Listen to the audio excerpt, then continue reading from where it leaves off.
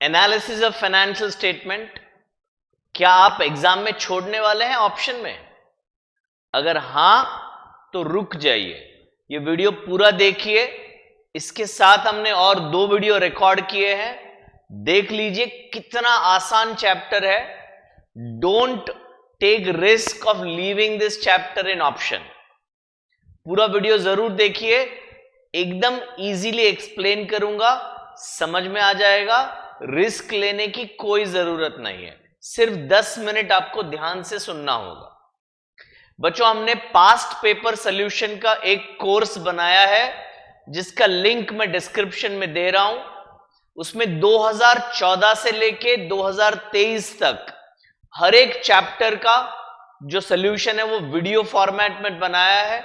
आराम से धीरे धीरे सारे कॉन्सेप्ट एक्सप्लेन किए हैं।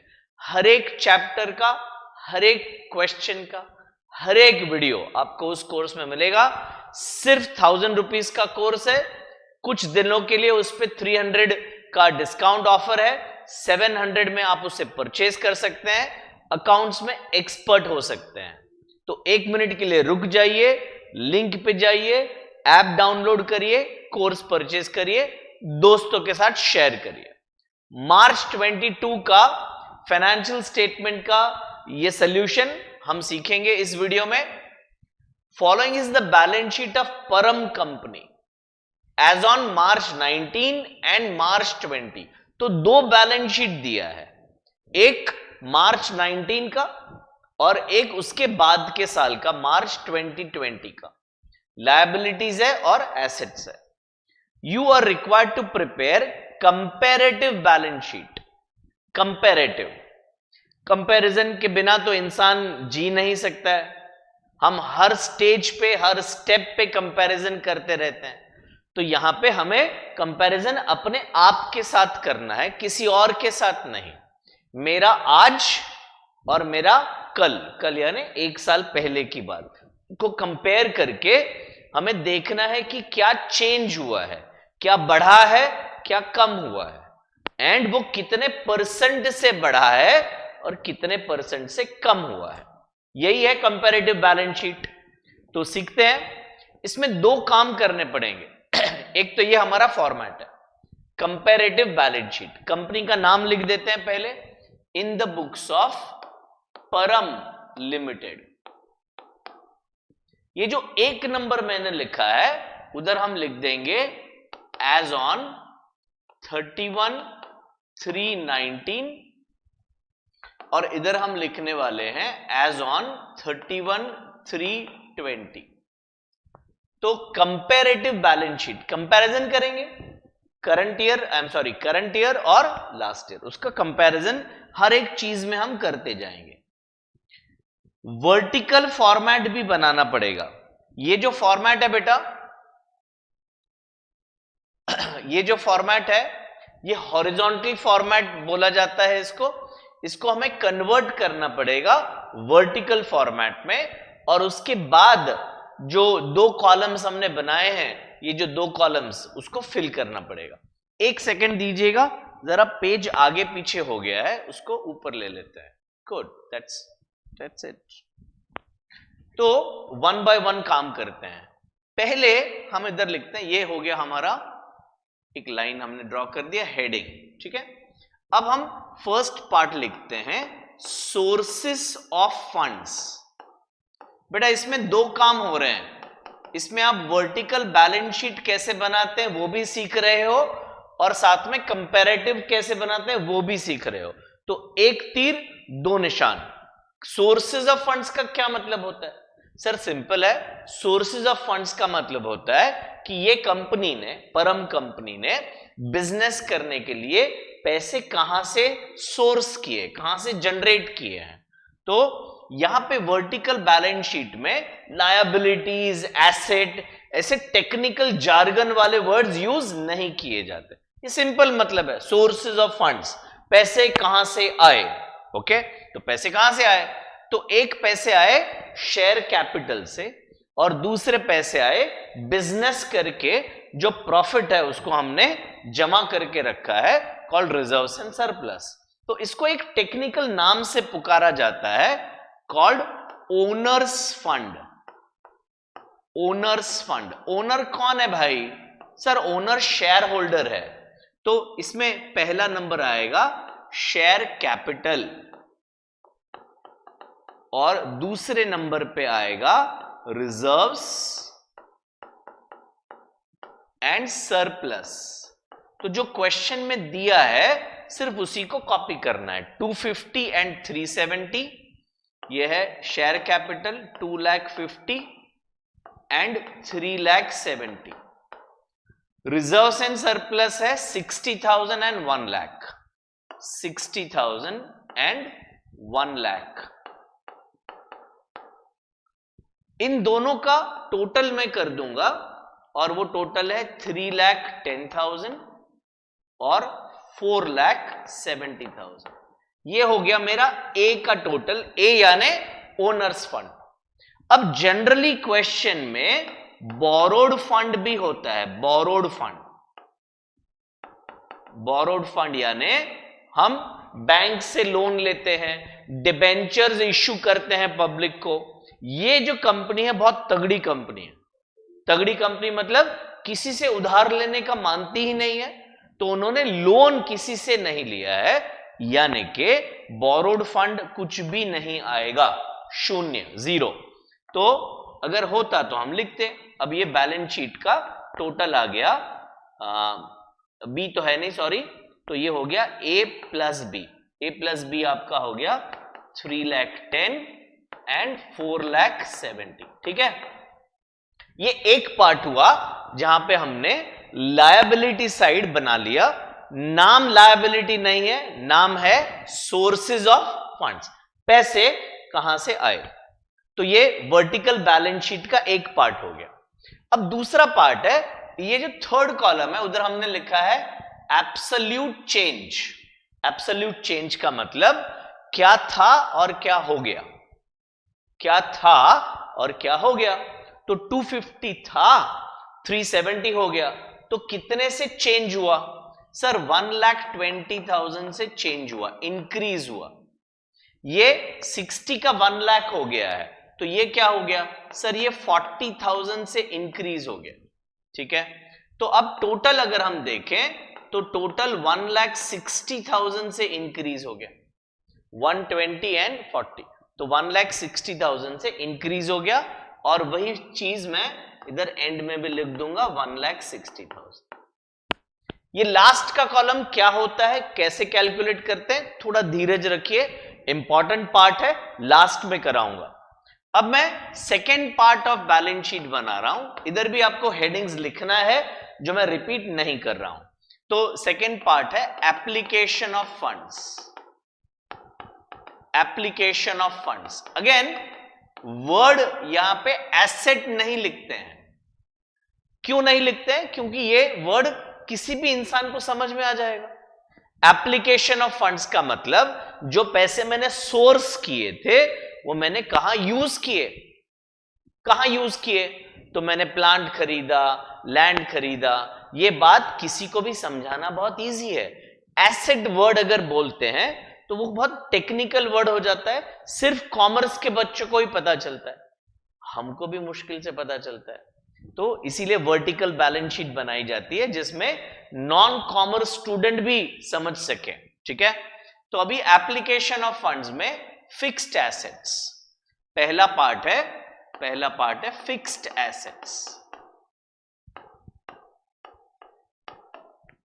ये क्यों आ गए भाई साहब आप? चलो जाओ इधर से, हाँ ठीक है। फिक्स्ड एसेट्स कितना है? 280 एंड 440, 2,80,000 एंड 4,40,000। ठीक है, अभी आप सोच रहे होंगे कि सर आपने ये करंट लायबिलिटीज तो यहां पे लिखा ही नहीं। मुझे मालूम है जानबूझ के नहीं लिखा है, समझ के। क्यों, मैं बताता हूं। देखो ये वर्ड पे जाओ, सोर्सेज ऑफ फंड्स का क्या मतलब? जिन्होंने हमें पैसे दिए हैं, ठीक है ना। करंट लायबिलिटी का क्या मतलब? क्या उन्होंने पैसे दिए हैं? ना, उन्होंने गुड्स हमें क्रेडिट पे दिए हैं, गुड्स क्रेडिट पे दिए हैं। So they have not given money to us, they have given goods to us which we are using to sell. तो ये करंट लायबिलिटी को ये फॉर्मेट में लायबिलिटीज के साइड में नहीं लिखते हैं, उसको जो एप्लीकेशन वाली साइड है उसमें से माइनस करते हैं, ऐसा उल्टा कान पकड़ते हैं, यहां नहीं लिखते हैं, जो अभी एप्लीकेशन बनाएंगे उसमें से माइनस करेंगे, ठीक है। तो ये याद रखिएगा। तो अभी आ गया फिक्स्ड एसेट वाला पार्ट, हो गया, ये हो गया। अभी एक रो छोड़ देता हूं मैं और मैं लिखता हूं working capital. Working capital, working capital में मैं ए लिख लूंगा करंट एसेट, और फिर मैं बी लिखूंगा लेस करंट लायबिलिटी।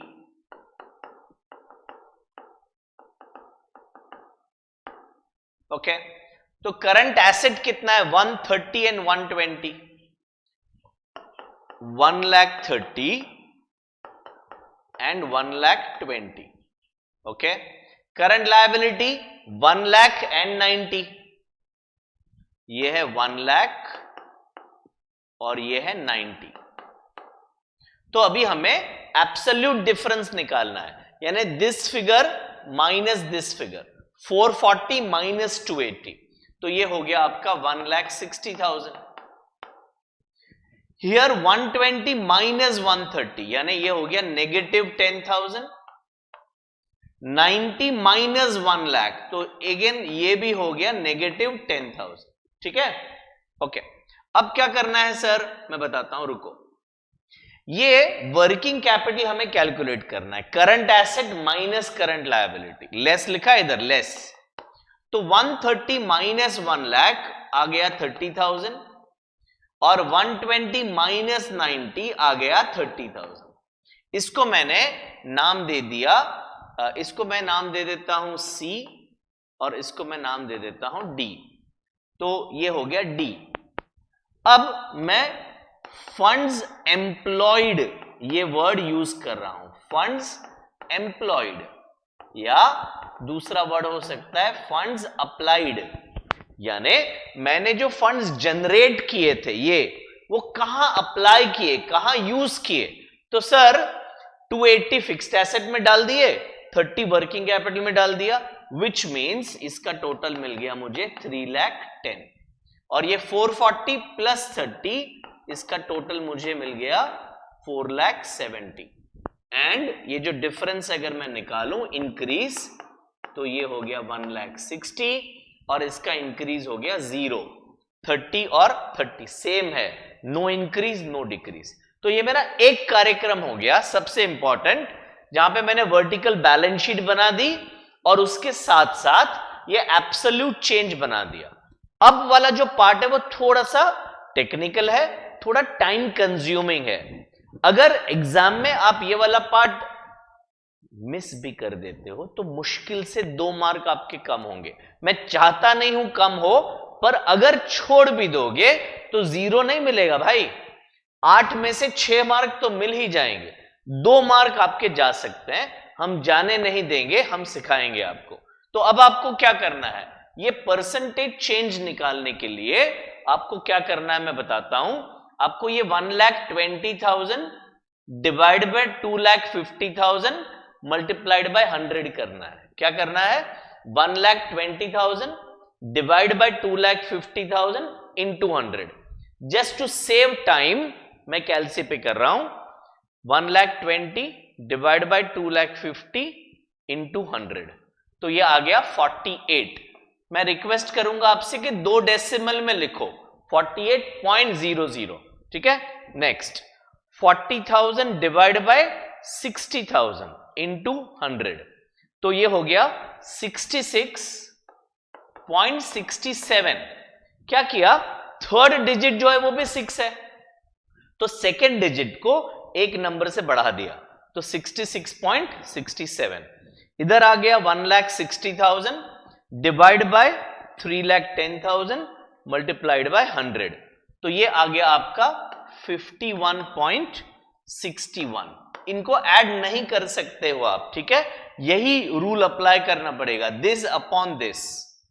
अभी इधर भी तो सेम फिगर्स हैं, तो आप सेम कॉपी कर सकते हो 51.61, क्योंकि ये 160 डिवाइड बाय 310 वही फिगर आएगा 51.61। तो इफेक्टिवली हमने 3 कैलकुलेशंस करने हैं। इधर आते हैं, 1,60,000 डिवाइड बाय 2,80,000 इंटू 100, तो ये आ गया 57.14। देन 10,000 डिवाइड बाय 1,30,000 इंटू 100, तो ये आ गया 7.69 और ब्रैकेट करना है। फिर यहां पे 10,000 डिवाइड बाय 1 लाख, ये तो सिंपल है, 10% आएगा। 10,000 डिवाइड बाय 1 लाख 10%, और क्योंकि यहां पे ब्रैकेट है मैं परसेंटेज में भी ब्रैकेट लगा दूंगा। लास्ट वाला इधर चेंज नहीं है तो इधर डैश आएगा। ये वापस गिनने की जरूरत नहीं है। 1,60,000 डिवाइड बाय 310 विच मींस 51.61। ठीक है, तो परसेंटेज निकालना थोड़ा लेंदी था, जनरली एग्जाम में पॉइंट में नहीं आता है, फिगर इजी होंगे। ये वाले क्वेश्चन में जरूर थोड़ी सी मेहनत ज्यादा लगी होगी, पर काफी सिंपल था। हमने क्या किया, पहले वर्टिकल बैलेंस शीट बनाया, फिर डिफरेंस निकाला, current year minus last year, और फिर क्या किया, परसेंटेज निकाला, difference upon last year into 100। ठीक है, तो ये था मार्च 22 का comparative balance sheet. I am sure आपको समझ में आया होगा। आपको 3-4 काम मैं देके जाता हूं। पहला काम, ये वीडियो को थम्स अप दीजिए, सब्सक्राइब करिए चैनल अगर अभी तक नहीं किया है, फ्रेंड्स को शेयर करिए कि ऐसा भी चैनल जहां पे बहुत सब कुछ मुफ्त में मिल रहा है, बहुत अच्छे से सर पढ़ाते हैं, जान लगा के दिल लगा के पढ़ाते हैं, क्यों ना देखा जाए वीडियो। तो फ्रेंड्स के साथ शेयर करिए। एंड सबसे इंपॉर्टेंट काम, जो लिंक में मैंने वीडियो का लिंक दिया है कोर्स का, उस पर क्लिक करिए, जाइए और परचेज करिए कोर्स, और अकाउंट्स में अव्वल नंबर से पास होइए। All the best, see you in the next video, bye bye.